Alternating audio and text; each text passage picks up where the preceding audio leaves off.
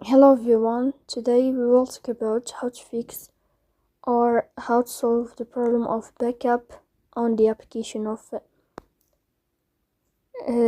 Calm app. You will go to settings. So here in this first page you will go to settings like this. In this page you will go to apps, default apps, app settings.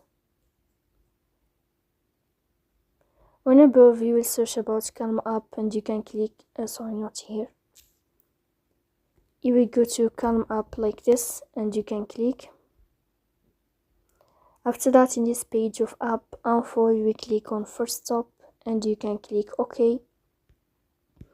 Here you will enter to the window of storage. Then you will click on clear cache. In the end, you can turn off your phone and you can restart your phone again. So please don't forget to support us by like and subscribe.